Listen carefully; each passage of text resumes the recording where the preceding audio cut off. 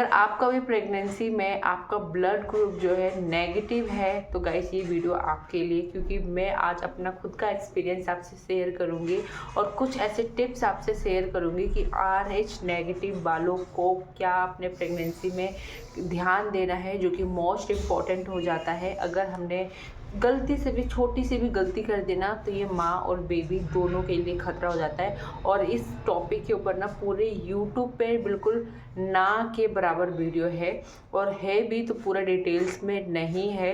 तो गाइस मैं अपना खुद का एक्सपीरियंस आपसे शेयर करूँगी कि आपको क्या ध्यान देना है, कौन सा इंजेक्शन लगवाना है, कब लगाना है, और ये लगाना क्यों क्यों ज़रूरी हो जाता है, मोस्ट इम्पॉर्टेंट हो जाता है। क्योंकि RH नेगेटिव ब्लड वालों का और जिनका पॉजिटिव ब्लड वालों होता है उनसे अगर हम अपनी प्रेगनेंसी जर्नी कंपेयर करें तो बहुत ही अलग है। उनका थोड़ा कम रिस्की होता है और हमारा थोड़ा ज़्यादा, क्योंकि इनमें हमें कुछ चीज़ें बातें जो है हमें ध्यान रखना होता है।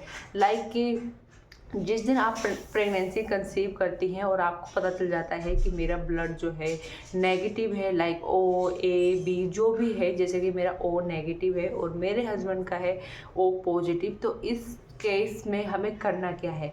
तो सबसे पहले तो आपको अपने खाने पीने पे ध्यान देना है, क्योंकि आपको पता है कि जितने भी नेगेटिव ब्लड वाले हैं वो बिल्कुल ना के बराबर होते हैं। यानी 100 में से एक या 1000 लोगों में से 1 या 2 लोग मिलेंगे जिनको नेगेटिव ब्लड होता होगा, सबका पॉजिटिव पाया जाता है। तो इतने रेयर केसेस ब्लड ग्रुप होने के कारण आपको अपने खाने पीने पे ध्यान देना है। क्योंकि आफ्टर जब हमारा सिजेरियन होता है या नॉर्मल होता है तो उस टाइम अगर हमारे बॉडी में अच्छे मात्रा में ब्लड नहीं होगा तो आपको ऊपर से यानी एक्स्ट्रा ब्लड दिया जाएगा, और वो ब्लड आपको पता है कितना रेयर होता है। तो आपको ये इस टाइम प्रेगनेंसी के टाइम पे ये वाली गलती नहीं करना है। आपको अपने खाने पीने पे प्रॉपर ध्यान देना है, लाइक जिससे हमारा हीमोग्लोबिन अच्छे से बैलेंस में बना रहे।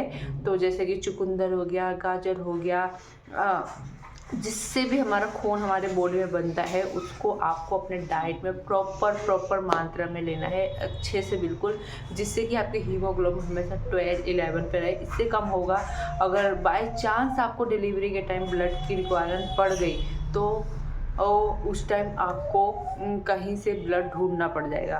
तो ये वाली बिल्कुल आपको गलती नहीं करनी है, अपने खाने पीने पे ध्यान रखना है। अगर मैं खुद की अपनी बातें करूँ तो ना ही मुझे फर्स्ट प्रेगनेंसी में ब्लड की ज़रूरत पड़ा ऊपर से चढ़ाने के लिए, और ना ही सेकंड में, क्योंकि दोनों ही मेरी जो प्रेगनेंसी है ना वो सिजेरियन हुआ है डिलीवरी। जैसा कि आप सभी को पता है, मैं आपसे अपनी जर्नी शेयर करती रहती हूँ।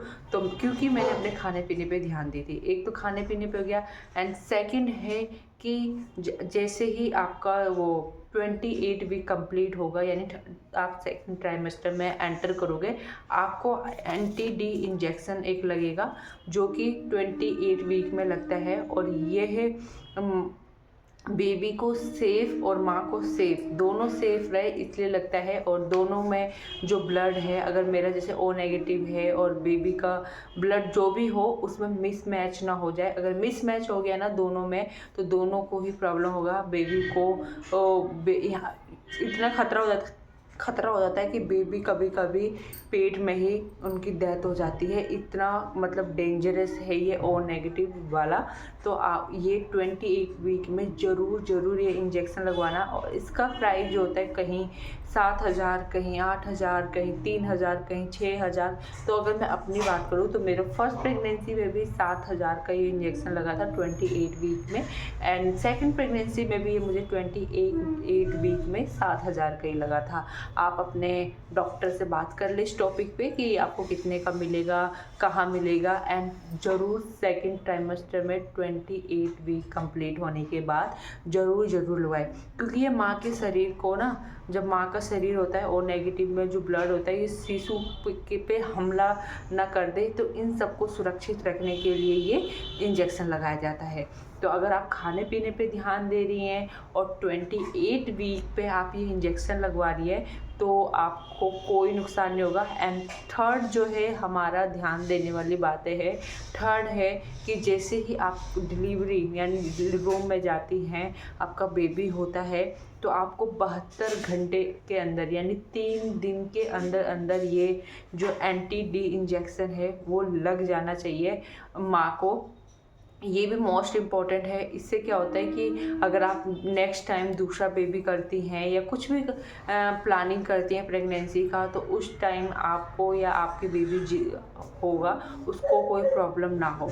तो 72 घंटे का आप याद रखें, 28 वीक का आप याद रखें, और खाने पीने का ध्यान रखें, जो कि ये ओ नेगेटिव वाले जिनका भी है प्रेगनेंसी, ये 3 चीज़ें मोस्ट इम्पॉर्टेंट है गाइस। इसे आप गांठ बांध लो अपनी प्रेगनेंसी के जर्नी में। अगर आप इन तीनों को चीज़ों को ध्यान देते अपनी प्रेगनेंसी जर्नी को निकालते हो तो आपकी प्रेगनेंसी जर्नी काफ़ी स्मूथ जाएगी और आपको और ना ही आपके बेबी को कोई प्रॉब्लम होगा। लेकिन इन सब चीज़ों में आपको भूल कर भी इन्हें अवॉइड नहीं करना है।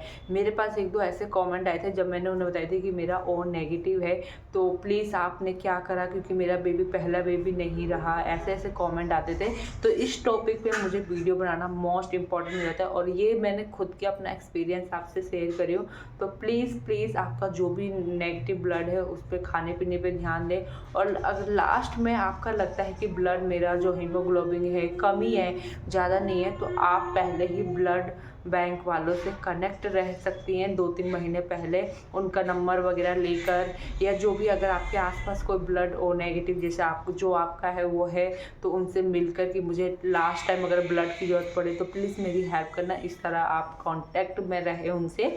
तो गाइस ये मैंने फुल डिटेल्स में वीडियो बना दी हूँ।